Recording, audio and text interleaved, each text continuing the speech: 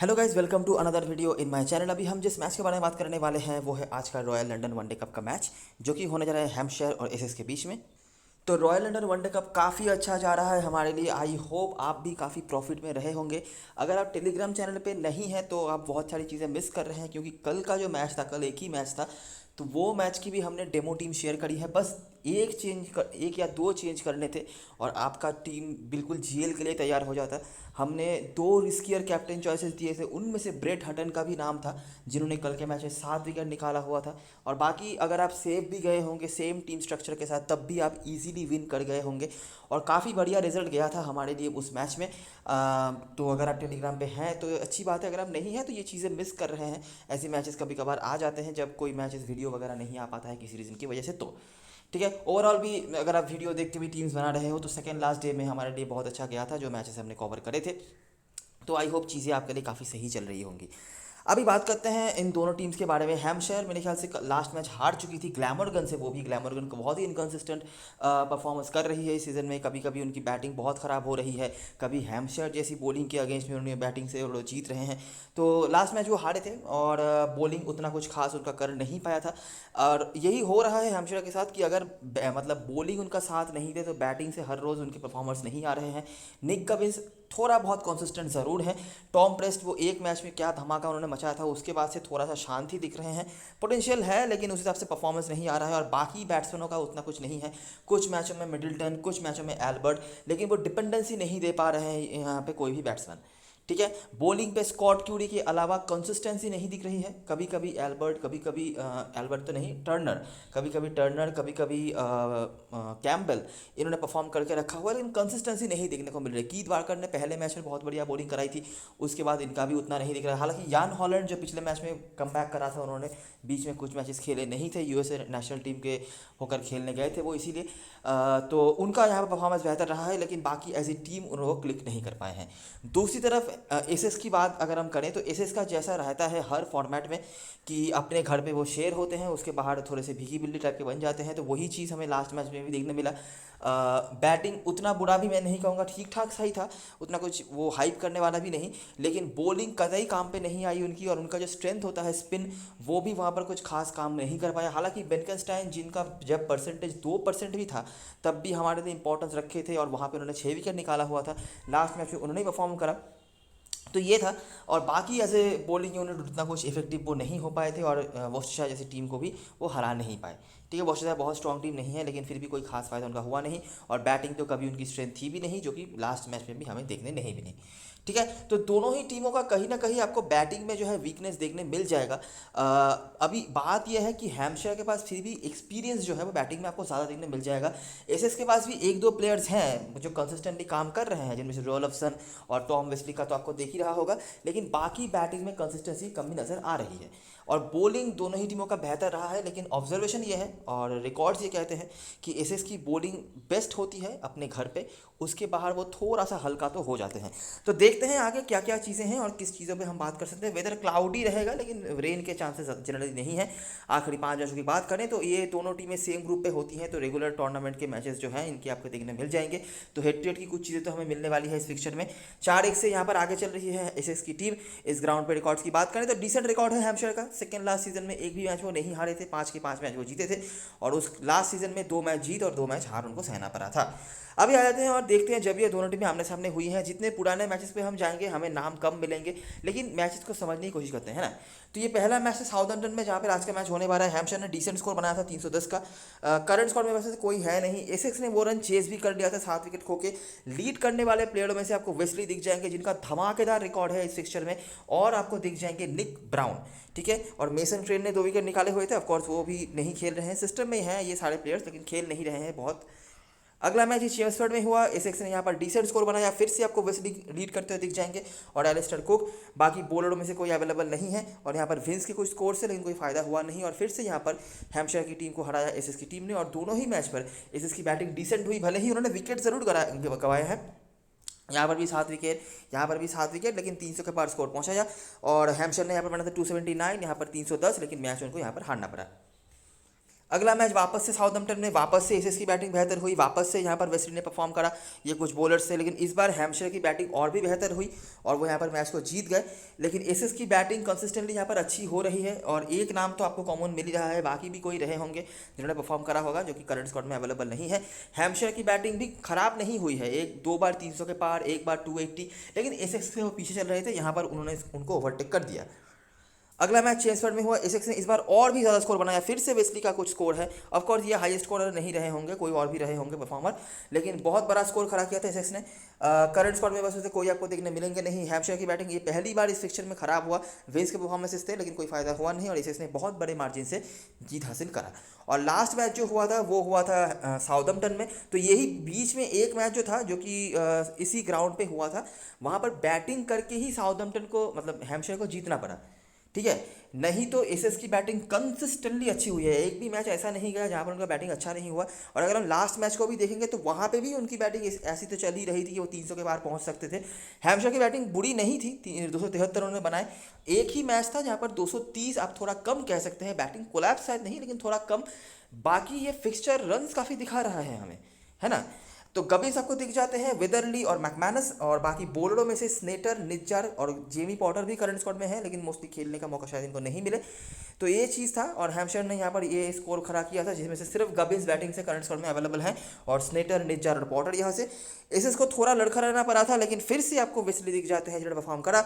बाकी ये कुछ प्लेयर्स थे और स्कॉट क्यूरी के 3 विकेट्स के अलावा ये कुछ बॉलर्स थे जिन्होंने परफॉर्म करा था, ठीक है। तो बात यह है कि इस फिक्चर में एसएस की बैटिंग काफ़ी अच्छी रही है। वो बैटिंग फर्स्ट करें 300 के पार, बैटिंग सेकंड करें 300 के पार, वहाँ पे भी उस हिसाब से ही उनके रन बने हैं। हैम्पशायर की बैटिंग भी बुरी नहीं रही है लेकिन वो एसएस से पीछे रहे हैं और एक बार थोड़ा कम स्कोर उन्होंने बनाया था, 230 वाला जो स्कोर था। एक प्लेयर का नाम कंसिस्टेंटली हमें देखने मिला है जिनका नाम है टॉम वेस्ली। एक भी मैच नहीं गया है आखिरी 5 में जहाँ पर वो 40 से नीचे आउट हुए हों, ठीक है। अभी हो सकता है आज के मैच में आउट हो भी जाए लेकिन अभी तक नहीं हुआ है। अगर हम आखिरी 5 मैचेस की बात करें, आखिरी 5 मैचेस में उनके खाते में 3 50+ स्कोर हैं। ये देखिए 69 जो हुआ भी था इसी ग्राउंड पे, उसके बाद यहाँ पे 48, ये 50 तो नहीं हो पाया था लेकिन 2 रन से वो शॉर्ट रह गए थे बस। उसके बाद यहाँ पर 66 एक और 50+ का स्कोर, उसके बाद यहाँ पे भी 93 7 रन से 100 से पीछे रह गए और ये पहले मैच में 100, ठीक है। तो काफ़ी बड़े बड़े स्कोर्स हैं इनके इस फिक्चर में। बाकी भी कोई रहे होंगे लेकिन करंट स्कोर में वो अवेलेबल नहीं है। और लास्ट मैच जो हुआ था इन दोनों टीमों के बीच में जहाँ पर लगभग सेम सिस्टम के प्लेयर्स आपको दिख जाते हैं, वहाँ पर वेस्ली के अलावा भी आपको गबिन्स, स्नेटर और स्कॉट क्यूरी मेजर परफॉर्मर्स में से देखने को मिल जाते हैं जो करंटली खेल रहे हैं, ठीक है। तो ये चीज़ें रही हैं, आई होप आपने देख लिया होगा। बहुत ज़्यादा रिलेवेंट नहीं है, बहुत सारा आप चीज़ें यहाँ से मतलब काम पे शायद नहीं लगा पाएंगे लेकिन जो है वो है ये है। अभी हम आ जाते हैं ग्राउंड के बारे में बातें करने के लिए। हेड टू हेड में तो आपने देख ही लिया, एक नाम बताने के लिए है तो वो मैं समराइज़ नहीं करवा रहा।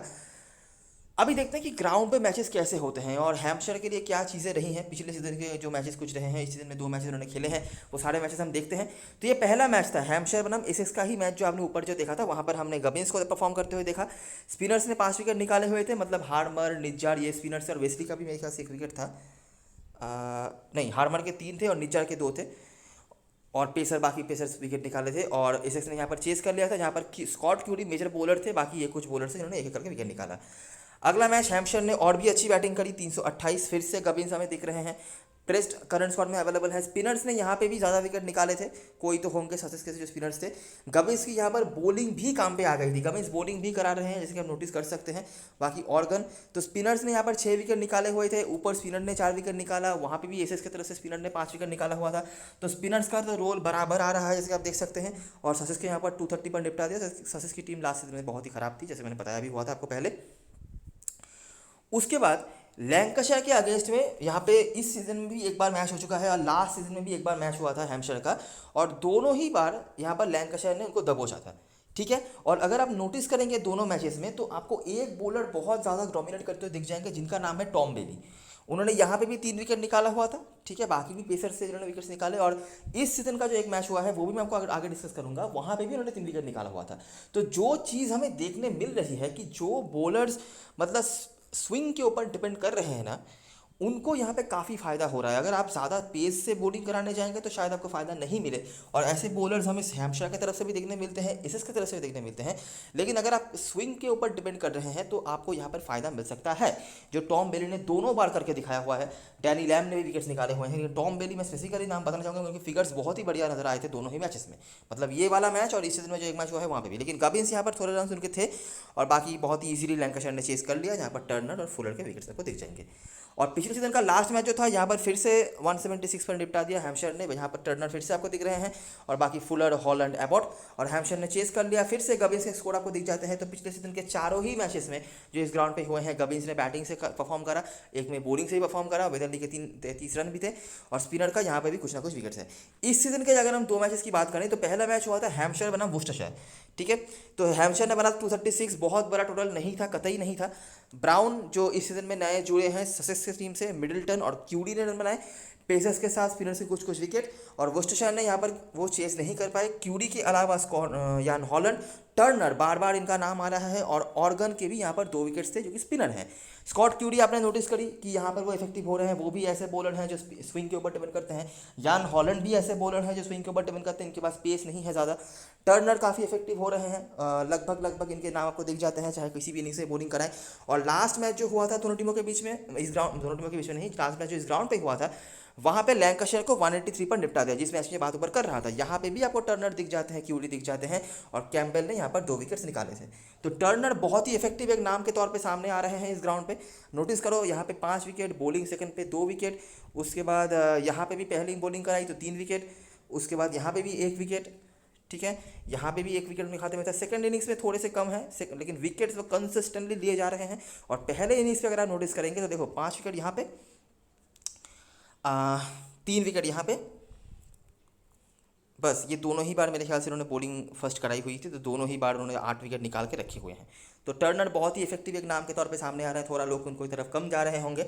और हैम्पशायर ने चेस तो कर लिया, लेकिन काफ़ी मशक्कत करना पड़ा था उनको, 48 ओवर तक जाना पड़ा, 8 विकेट खोने पड़े। यहाँ पे भी टॉम बेली ने डोमिनेट करा था और 1 विकेट स्पिनर को मिला था, ठीक है। तो ये चीज़ें हैं जो हमें देखने मिल रही है। रन्स यहाँ पे बहुत ज़्यादा नहीं बनते हैं जनरली, अनलेस कि आपकी बॉलिंग निहायत ही कचरा हो। अगर आपकी बॉलिंग ठीक ठाक है तो आप यहाँ पे रनों को रोक सकते हैं। आपको यहाँ पे ज़्यादा पेस की इस्तेमाल करने की ज़रूरत नहीं पड़ती है।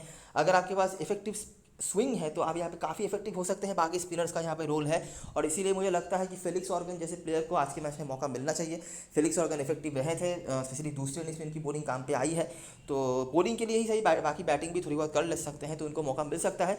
किसके जगह पर मिल सकता है वो भी मैं आगे बताऊँगा, लेकिन ये एक पॉसिबिलिटी है। निक गबिन्स ने भी विकेट्स निकाल के रखे हुए थे इसीलिए, ठीक है। तो ये कुछ चीज़ें हैं जो यहाँ पर आप नोटिस कर सकते हैं, और ये कुछ परफॉर्मर हैं जो हमने नोटिस करा है।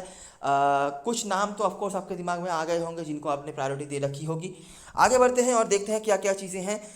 ग्राउंड परफॉर्मर्स तो जो थे मैंने आपको बता दिया, मेजरली गबिन्स और स्कॉट क्यूरी इफेक्टिव रहे। इसके अलावा पंट के तौर पे आपके हमने आ रहा है टर्नर का नाम, हॉलैंड का नाम भी आया है, हॉलैंड ने कुछ परफॉर्मेंस करे हुए हैं, और कैम्पबेल का भी एक विकेट है, लेकिन उतना कुछ नहीं, टर्नर का ज़्यादा डोमिनेटिंग दिख रहा है यहाँ पे। अगर हम प्लेइंग इलेवन की बात करें तो देखिए एंड्यूरन हॉलैंड, मतलब न जाने कितने टाइम से इनको मौका मिल रहा है, एक भी मैच में भाई साहब ने 20 के ऊपर मेरे ख्याल से रन नहीं बनाया है। लास्ट मैच ने बेन ब्राउन को ओपनिंग कराया, एरन डोरन को नंबर 4 में भेजा, फिर से वही चीज़। तो मुझे लगता है इनके जगह पे कम से कम फेलिक्स ऑर्गन को मौका मिलना चाहिए। बॉलिंग भी आपके लिए प्रॉपर स्पिनर की वो करवा देंगे, बैटिंग भी अच्छी खासी कर लेते हैं, ऐसा कोई वो बात नहीं है। तो कम से कम इनसे तो बेहतर ऑप्शन होंगे ही। मुझे नहीं पता क्यों इनको खिलाया जा रहा है जब इनका कोई परफॉर्मेंस नहीं है, इनके वजह से बैटिंग ऑर्डर चेंज करना पड़ रहा है, फिर भी इनको खिला रही है टीम, मुझे नहीं पता क्यों। तो बाकी निक गबिन्स सबके लिए बहुत इंपॉर्टेंट प्लेयर है। इस सीजन में अभी तक बैटिंग से रन नहीं बना है, लेकिन पिछले सीजन में बैटिंग से हर मैच में रन था इनका, मिनिमम 30+ का तो था ही।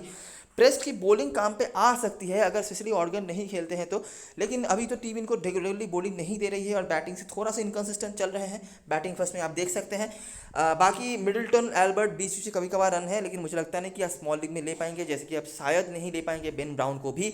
यान हॉलैंड बहुत इंपॉर्टेंट प्लेयर है। कीथ बार्कर बहुत इंपॉर्टेंट बॉलर है। कीथ बार्कर ने रेड बॉल क्रिकेट में हाईएस्ट विकेट टेकर रहे हैं इस सीजन में। अगर हम इस ग्राउंड में परफॉर्मर की बात करें तो बहुत ही इंपॉर्टेंट बॉलर है कीथ बार्कर, इनको आप छोड़ नहीं सकते। यहाँ पे ये 3 जो प्लेयर्स हैं ना, इनको आप नहीं छोड़ सकते, और इन तीनों में से आपके लिए सेफेस्ट कैप्टन वाइस कैप्टन भी हो सकते हैं, क्योंकि इनके पास बैटिंग भी आने के पूरे चांसेस हैं।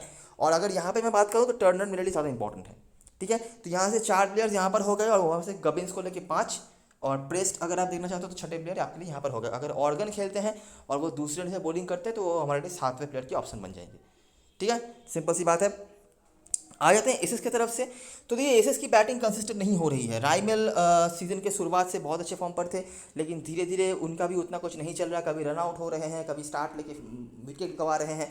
फिरोज खुशी ने कुछ बेहतर परफॉर्मेंस करके रखे हुए हैं, तो इनका परसेंटेज थोड़ा ज़्यादा है। वैसे भी आपको रख के चलना पड़ेगा। बैटिंग में बहुत बढ़िया रिकॉर्ड है और स्पिन बॉलिंग का ऑप्शन भी आपके लिए प्रोवाइड कर देंगे। रोल ऑप्शन डिफॉल्ट कीपर है, कोई दिक्कत वाली बात नहीं है। रॉबिन दास को कुछ लोग अभी थोड़ा थोड़ा ले भी सकते हैं, कुछ रन वो बना रहे हैं और ये काफ़ी तेज़ खेल रहे हैं, जो सबसे बड़ी एडवांटेज है कि ज़्यादा टाइम नहीं ले रहे हैं रन बनाने के लिए। निक ब्राउन उसके बाद है, मुझे लगता नहीं कि स्मॉल लीग में आप इनको ले पाएंगे।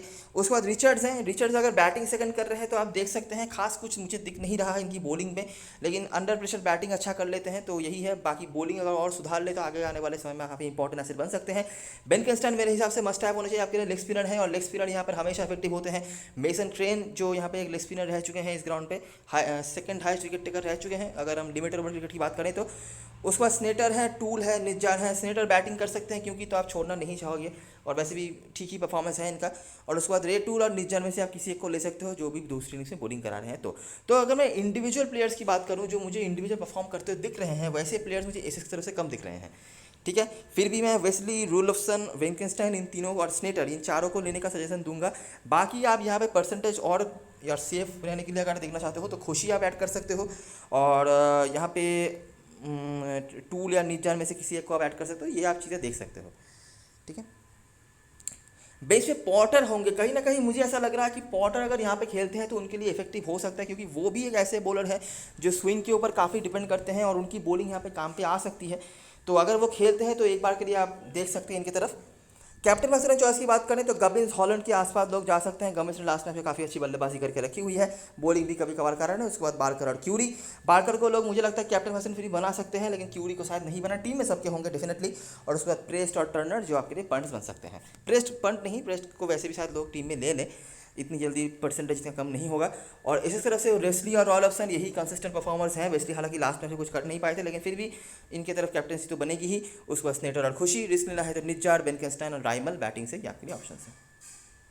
ये खुशी वाले स्लॉट पे अगर आप चाहो ना तो मिडिल्टन को भी एक बार ले सकते हो। मिडिल्टन अच्छा कर रहे हैं, स्पेशली बैटिंग फर्स्ट में। बॉलरों में से स्कॉट क्यूरी और टर्नर मेरे लिए पंट है। यहाँ पे आपके लिए कैम्बेल मेरे ख्याल से थोड़े सेफ हो जाएंगे। कैम्बेल, जी हाँ, कैम्बेल 70% सिलेक्शन है और टर्नर का थोड़ा कम है, तो आप देख सकते हैं। और उसके बाद अगर आप चाहो तो स्नेटर को ले सकते हो, क्योंकि स्नेटर बैटिंग क्वेश्चन आपको दे देंगे। और यहाँ पर भी ये 4 ऑलराउंडर मेरे लिए काफ़ी इंपॉर्टेंट है। और मुझे तो कोई खास दिख नहीं रहा। ऑर्गन अगर खेलते हैं और अगर वो दूसरी इनिंग्स में बॉलिंग कराते हैं तो आप देख सकते हो, लेकिन फिलहाल के लिए मैं 4 ऑलराउंडर लेके चल रहा हूँ। और जोशुआ जमाल रिचर्ड्स जो हैं अगर वो बैटिंग सेकंड कर रहे हैं तो आपके लिए प्रायोरिटी बन सकते हैं। ठीक है, बस यही स्ट्रक्चर्स है। यहाँ पे एक चेंज आप कर सकते हो, यहाँ पे टर्नर का आप चेंज कर सकते हो, और अगर आपको सेफ जाना है तो बेन किंगस्टन का चेंज कर सकते हो, लेकिन मैं शायद इनको लेके चलूँ। ठीक है, तो ये चीज़ें हैं। कैप्टन वाइस कैप्टन चॉइस की बात करें तो वेस्ली आप देख सकते हैं। वेस्ली की बॉलिंग भी क्या पता काम पे आ जाए। बाकी बैटिंग में तो रिकॉर्ड अच्छे हैं ही। और वाइस कैप्टनसी के लिए हॉलैंड बहुत अच्छे ऑप्शन हो सकते हैं। और जो लास्ट मैच मेरे ख्याल से उन्होंने खेला था, यहाँ पर उन्होंने 3 विकेट निकाले हुए थे बॉलिंग सेकंड में। अलग देखना है तो स्कॉट क्यूरी तो है ही, हमेशा ही वो कहीं ना कहीं से विकेट निकाल ही देते हैं और यहाँ पर उनकी बॉलिंग भी काम पे आ जाती है। और निक कविंस तो आपने देख ही लिया, अभी तक इस सीज़न में बैटिंग से रन नहीं बनाया है इस ग्राउंड पर, लेकिन पिछले सीज़न में हर मैच में रन था इनका और बैटिंग बॉलिंग से भी उन्होंने परफॉर्म करके रखा हुआ है। ठीक है, तो सेफ के लिए वेस्ली, हॉलैंड, ये 2 ऑप्शन है। रिस्क लेना है गबिन्स और क्यूरी। और बड़ी लीग खेल रहे हो तो बेन किंगस्टन, कीथ बारकर जैसे ऑप्शंस की तरफ देख सकते हो। और बॉलिंग फर्स्ट में टर्नर, ये बड़ी लीग में ट्राई करना। ठीक है, तो यही सारी चीज़ें और सारी एनालिसिस। वीडियो अगर पसंद आया हो तो लाइक ज़रूर करना, सब्सक्राइब करना चैनल को। टेलीग्राम चैनल पे ज़रूर ज्वाइन हो जाना, क्योंकि लास्ट वन में सारी अपडेट्स वगैरह वहीं पे आने वाली हैं। तब तक के लिए best luck for this match and good bye for now.